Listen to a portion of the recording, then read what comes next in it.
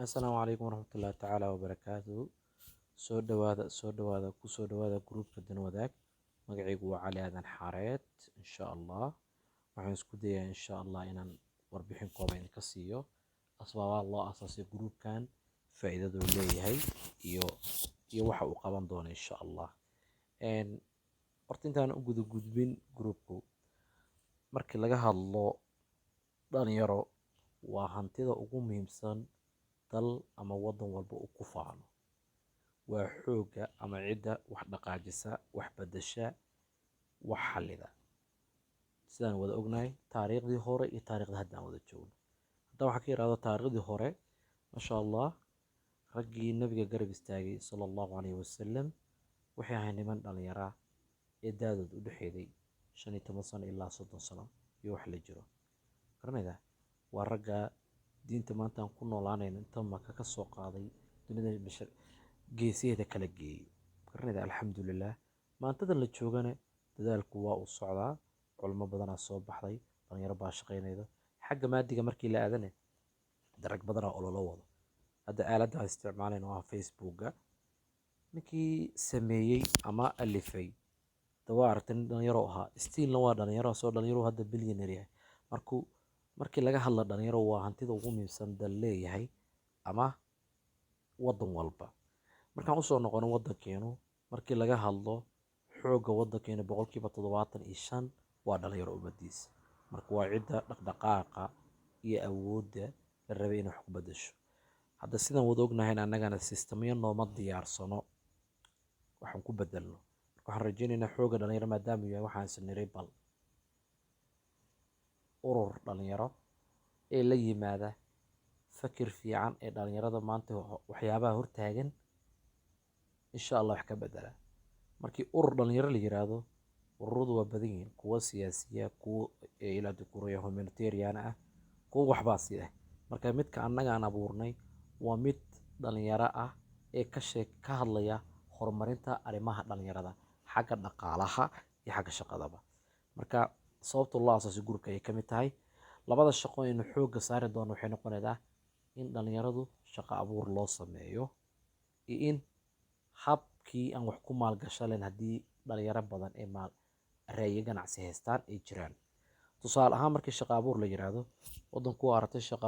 shaqo la'aan baana ka jirto. haddii la yiraahdo marka hal la shaqeeyo, waxay noqonaysaa inaad oday hoos tagtid oo shaqo uu kugu raadiyo isagoo boqolaal mashruuc kala leh. waa wax dhalinyaradena badanaa wadan hadda uga cararayaan. waxaad arkaydaa qof dhalinyara ee qalin jibinaya ee semester 8 ama semesterkii ugu dambeeyay jaamacadda maraya ee ku dhahaya waxaan u socdaa tahriib ama wadanka waa ka cararaya. waayo wuxuu ogyahay hadduu soo baxo ama uu soo qalin jibiyo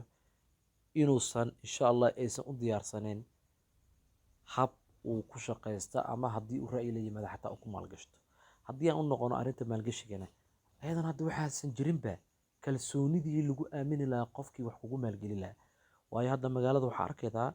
dhalinyaro badan sida la sheegayo ka cabanaya in ra'yidoodii laga dhacay, ayagoo u geeyey shirkado ama shakhsiyaad ku maalgeliya, qaarkoodna aanan laga siinin ilaa duu ku run yahay budget percentage fiican. laga yaabaa inay jiraan dhalinyaro ku guuleystay, laakiin anigu xogtaas maana maqal. dhalinyaro ku guuleystay in loo maalgeliya hadda u shaqeyna anigu maana maqal. insha Allah nala sheergelin doontaan rajeyna insha Allah. markaan ilaada dhalinyaro aan idinka dhex galo, dhalinyaro markii la yiraahdo dadku waxay u qaataan, qaarkoodna waxay isleeyihiin markii dhalinyarada xagga ragga ay aadaan ama xagga dumarka. markii dhalinyaro la yiraahdo labada dhinacba waa uu leeyahay, lab iyo dhidig, wiil iyo gabar, rag iyo dumar, intaba waa iskugu jiraan. markii dhalinyarada la yiraahdo labada jinsi aynu ka samaysanayo ka kooban yahay. marka aan ka soconno hadafka aan leenahay marka wuxuu yahay, waan rajaynayno gruupkan inaan u gaaro insha Allah. waan rajaynayno adigan hadda videoga daawanay inaad nagala qayb qaadan doonto in gruupkeenu xubnihiisa uu gaari doono 300,000 qofood iyo in ka badan. waxaa arkayda facebook haddaad booqato gruubyadiisa, gruubyo badan oo ay ku jiraan 500 qofood, 500,000 qofood ilaa milyan qofood ku dhawaad ah, oo looga hadlayo arrimo iska madadaalo ah sida fanka, ilaa duu ku run yahay heese la sheer gareeyo, picture la sheer gareeyo, dhacdo maanta dhacda laga wada hadlo, waa un madadaalo. marka waxa annaga hadda gruubkeena rajeynayna in xubnihiisa markay isku yimaadaan laga wada hadli doonay tahay war maxaa noo danaa qaabkan iyo ku bedelnaa dunidii ka hoos marnaye oo ka harnaye maxaa ka dhalinyaro ahaan haddaan isku nimaan wax ka bedeli karnaa ilan xooggan iyo dhalalaalka nagu jira siima taagnaanayo waa uu dhammaanayaa aabbaad noqonaydaa hooyaad noqonaydaa iyaa noqonaydaa awaa noqonaydaa ciraa kaa soo baxeedo tabartii waa sii dhammaanaydaa god baa la gelayaa marka inta yartoo hadda nashaadka la yahay ee tabarta la leeyahay hadduu ilaahay kuu roon yahay ayaan waxaan rajaynaynaa inaan ka faa'iideyno xooggeena oo aanan wax soo saar ku yeelano meelaha aan ku nool nahay ee gudaha ah iyo dibaddaba garanayda markii laga hadla haddee alle wax walba haddii la yidhahdo hal la qabto hadda waxay u baahan yihin wax dhaqaajiyo marka oraha caana ah ee jirto ku leeyahay lacagtu waa furaha ama shayga ee dhaqaajiya ganacsiyada yararka haddii la rabo in lagu guuleysto ama laga mar dhaliyo hadduu been maahan markaad rabtid inaad business maanta ilaa haddii guriga furatid dhaqaalaad ku furataa u baahanta haddii aad rabtid business kuu furnaa inuu sii shaqeeyaad u baahan tahay dhaqaala ku shaqeeyaad u baahan tahay marka lacagtu waa shayga kala wada aan usoo noqono qodobka xasaasiga maalgashiga runtii markii laga hadlo waddankeenu aad buu uga liitaa xagga maalgashiga aad iyo aad boqolkiiba boqol inteena lacag kale waxay moog yihiin dhallinyaradeena maanta waddanka joogto ee maskaxdeena maanta meelaan ku gubna la aan u baahana dhaqaalahaas inay ka dhimanayaan ayay moog yihiin marka haddii dhaqaalihii intay isku yimaadaan 100,000 50,000 200 oo kun ayaga jeebkooda wuxuu u dhimaynin ilaa malaayiin doolara ugu jirta akoomadu waxba u dhimaynin hadday dhalinyaradu ku maalgeli lahayn ayaguna dhaqaaladu u kobci lahaa waddankiina waxbaa ka bedelmi lahaa garanayda marka asbaabaha gruubkan loo aasaasay ayay ka mid tahay in laga niqaasho ee qaabkii loo xalin lahaa shaqo la-aanta jirta iyo maalgashiga marka maalgashiga usoo noqdo maalgashigu siyaabo badan uu leeyahay hadda aniga 4 qodob ayaan soo qaatay laakiin markii google-ka gelida ama meelaha kale gelida ama abaarta ama sida businesska lagu bartaba shayga ugu horeeya qofka markuu maalgashi helayo waxay tahay 3 meelood inuu asiga lacag keedsado mayo magan maahane inuu familkii asxaabtiisa weydiisto ama uu soo deensado marka qodobkaasi waa qodob qof walba uu fahmi karo laakiin hadda 4 qodob aan soo qaatay waa 4 qodob ee hadduu ilaahay ku roon yahay dunidu maanta ayaynu ku noolnahay ay ku horumareen haddaan ku horumaro qodobada horta marka waxay kaliina halaal u sheego venture capital angel investors ama angel investors sidaa doonta ugu dhawaa laakiin angel investors ay dhahaan seed investors crowdfunding marka mid ayaan dul istaagayaa aan ku hormaro venture capital waa hanti si gaara loo leeyahay ee lagu maalgelinayo ganacsiyada hadda bilaabmaya ama ugubka ah ama cusub ee xaaladda ugu horeyda marayda ama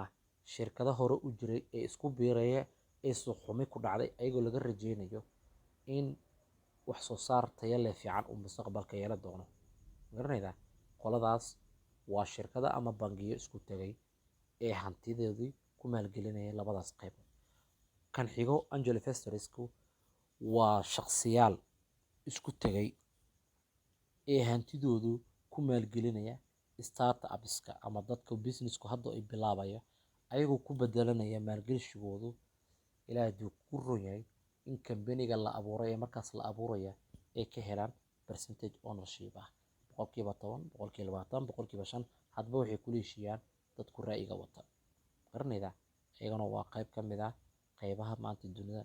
ay isku maalgeliyo markii laga hadlo seedman investorsku waa waxaa jira shaqsiyaal raadiya ra'yigaagu markuu waraaq maraya ee waraaq kaliya ku kooban tahay oo aadan soo saarin wax tijaabo ah ama wax product ah ee aad la hor imaatay investorskaaga uuba taagan yahayba ra'yi qalalan ah ee waraaq uu taagan yahay dadkan oo bilowga hore dadka maalgeliyo waa ayagana waa nooc ka mid ah saddexdan badanaaba waxaa ka heleedaa maraykanku hadii laga kuran yahay midka hadda maanta dunidu ay ku wada badan tahay oo hadduu online-ka caanka noqdo internet-ka caanka noqdo wadamo badan hadda kusii baahaya laakiin hadduu maraykan si fiican caan ugu yahay waa midkan loo yaqaano crowdfunding waa midkaan isleenahay insha allah maadaama dhalinyarana u wada badannahay online oo aysan noo saamixaynin inaan inta isku imaano xarumo la kireeyo la isku tago aysan noo saamixayn duruufta jirta awgeed. Marka waxaan is niri bal wixii dadku internet maadaama wada isticmaalaan ha laga faa'iideeyo. waa qodobka aan rajeynayno inaan ku guuleysan doono insha allah, idinka nala fahmi doontaan. waxaa la yidhahdaa crowdfunding oo ah shaqadiisu tahay mashruuc ama maalgelin loogu aruurinayo ganacsi yar iyadoo laga qaadaya dad badan oo iskugu yimaada meel waxyaabo yaryar oo jeebkooda waxba u dhimeen. tusaale ahaan hadda gruupka dan wadaag waxaan rajeynayaa inuu gaari doono 300 kun oo qofood. kaba soo qaad 300 kun oo qofood waa uu gaaray ama 500 kun oo qofood uu gaaray. ilaa duu ku royahay lacagta ugu fudud ee ka dhalinyaro ahaan maanta hadii la yiraahdo qof walba haddii la weydiiyo aan dhibaato u keenayn waxay noqonaysaa $1 $1 bar inta u dhexeeya. garanayda wax dhibaato kuma keenin. waxaa laga yaabaa lacagtaas adiga hadda inaysan waxba jeebkaaga dhibaato u keenayn, laakiin haddii 300 kun oo qofood hal meel kugu wada aruurido laga yaabaa in kumanaan business ilaa duu ku royahay kumanaan business lagu furi karo. garanayda kulamaa businessku uu bato waxaa isbedelaya qaab nololeedkan u noolnahay iyo horumarkeena. maalan tusaale yar aan usoo qaato adiga ka shaqsi ahaan hadda dhegeysanay tusaalaan kuu soo qaato inuu idima aqaano laakiin waxaan rajeynayaa tusaale aan idiin soo qaato. marka qof walba waxaan rajeynayaa inuu fahmi doono. markii la yiraahdo fahamna horta waxaa ka horeedo dadku markay wax dhegeysanayaan labay u kala baxaan. dadna waxay wax u dhageystaan inay wax fahmaan wax bartaan, dadna waxay wax u dhageystaan inay ka falceliyaan. marka ma garanaydaa isku day markaad wax dhegeysanaysid inaad wixii fahantid ood wax u ka qaadatid. ma garanaydaa marka tusaale aan kuu soo qaato adigaan hadda aan ah caasha cabdi cali waxaa doontay ahaaw baahi waxaa ku aheedo waxbarasho. maybe waxaa u baahan tahay iskuul tayeysan ee aad ka dhigatid luuqadaha kala gedsan, ama ingiliisha u baahan tahay ama carabi u baahan tahay ama turkiya u baahan tahay ama luuqad kale oo aad danaynaysid iskuul aad ka baratid oo eriyada ku noosha ay ka heshida rajeynaysa inaad heshid, ama iskuul aad ka baratid sida koodka loo qorayo computer design, computer engineering iyo waxaas. garanaydaa qof walaalka ah oo maskaxdii ay ku guurtay ee la'san meeluu ku maalgeliyo oo laga yaabo hadda inuu gruupkan dan u arko kusoo biiray ee dhaqaale la'san ma ka xasdileed $1 yar oo hal mar kaa baxay? waa maya. because aniga haddii la yiraahdo kacali ahaan war heedhaan wax isku darsanno aan wax soo hormarsanno diyaar ma diidan, laakiin duruuftu waxay taagan tahay dadku markay wax iska xasdaan ayagunbaa iska xasdeen. haddaad tirahdo maanta shaqsigan maxaa iga galay waa dhalinyaro Soomaaliha muu jeebkiisa ka raadsado muu aruursado muu meelaha soo hormaro war adigu $1 adi waxba kuuma tari hadda wax weyn hadduu kaa baxo wax dhibaataa kuuma keenaya, laakiin waxaa laga yaabaa walaalka inay meel weyn uga soo baxdo wuxuu qaban doono oo bulshadu kusoo kordhiyey xataa haddiise adiga ku anficin eelkaaga qaar ka mid a ay anfici doontaa. laga yaabaa dhiirigelin inay noqoto qof kale uu la yimaado waxa adiga u baahan tahay. kulamaa businessku uu bato kulamaa noloshayna ay fududaato qaabka u noolnahay. garanaydaa duruufahan iyo busaaradan iyo balaayadan heesiya iyo deegaanadan ku noolnaa ka cararaynana waa yaraa lahayd. waayo maskaxdan aad la cararaydid ee la aadayda wadan hiblaayo unbaad kaga faa'iideynaysaa. qurbaha markii la tago dhalinyaradii badanaa waxay wada noqdeen wada fanaaniin, qaarkood ciyaaryahano, qaarkood siyaasano, qaarkood wax unbay noqdeen. garanaydaa qaarkood waxaa arkaydaa shirkado waaweyn u shaqeeya wax soo saara wadanka markay joogayna waxba ahayn. garanaydaa marka ilmaadareelo baasha runta la isku sheego waana qodobka aan rajeynayno insha allah hadduu la yiraahdo xubnuhu markuu soo dhammaystirmo inaan ka naqaashi doono. marka frameka guud ee gruupka u shaqeyn doono wuxuu noqoyaa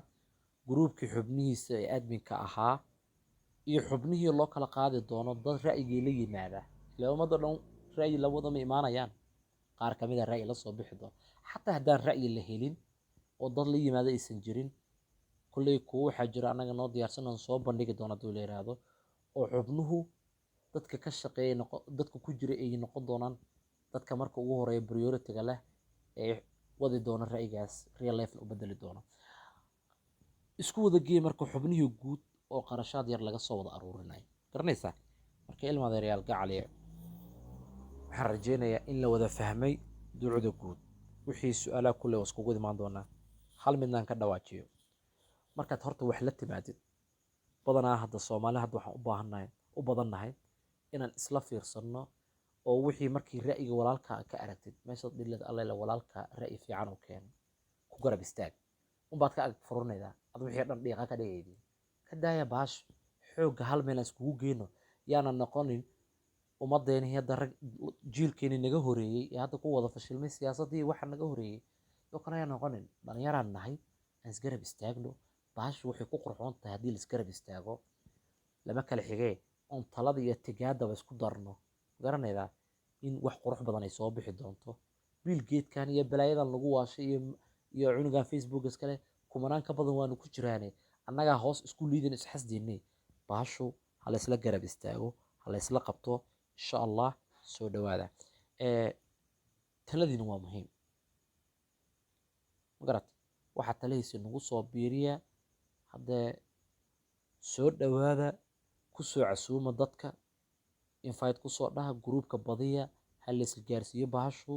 maasha allah howshu waa bilaabatay waa ogahay ra'yigu waa nagu wada jiray nabarku waa na wada hayay qof walba wuxuu istabayay in la abuuro gruub noocaana laakiin ilaahay wuxuu qadaray inaan annaga la imaano oo ficilkii garanaydaa bahashu ficil aan ka dhigno aan isgarab istaagno yaana lagu tashan oday yaan lagu tashan siyaasi yaan lagu tashan dowlad yaan lagu tashan maamul hebel yaan lagu tashan qabiil dhalinyaro markii la yirahdo waa is ogna qabiil kama wada hadalno waxaynu ka wada hadalnaa wax annaga dan noo ah baashaal qaraaxo waa wada kaftanaa bal adu maaragtay niman dhalinyaro meel iskugu yimid qabiil ka wada hadlaya tag magaalo kasta tag ma jiro intay ugu badato faakeysin bataa looga hadlaa looga dhaqaaqaa laakiin dhalinyaro markii la yirahdo wax ka weynaa naga guuxaya see wax loo bedelaa xagaa wax laga keenaa sidee reerkeen noloshiis u bedelnaa sideen dhaqaalo ku sameynaa maxaan qabanaa maxaan isku qaab waxbarashadeena ka bedelnaa ra'yigii waa wada buuxaa dhaqaalihii qaabkii lagu keeni lahaayne ra'yigii waa la imaanay aan iskugu imaano baasha la isla garab istaago maasha allah soo dhawaada gruubka kusoo casuuma dadka alxamdulilah waxaan rajayn doonaa in la isla garab istaagi doono maasha allah